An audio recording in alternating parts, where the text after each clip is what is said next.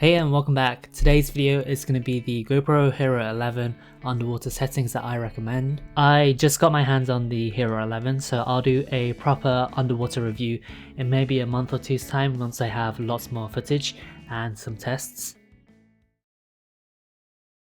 So after doing a bit of research and taking a look at the Hero 11 specs, these are the settings that I'm going to be using. The settings that I put up on the screen right now are for when you want the absolute best quality with the GoPro Hero 11. So the file sizes are going to be very big, and because it's going to be shot in 5.3K, if you don't have a good laptop or a desktop, you might not be able to edit the footage.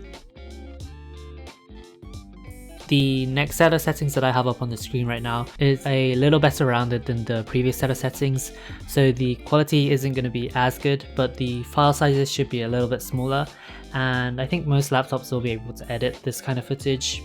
The footage is still going to be shot in 4K, so the quality is going to still be really good, and I probably will be using these kind of settings most of the time when I'm underwater. The only times I'll be using the 5.3K is if I'm expecting to see something very rare or the conditions are very good and I'd want to use the videos commercially or for larger projects.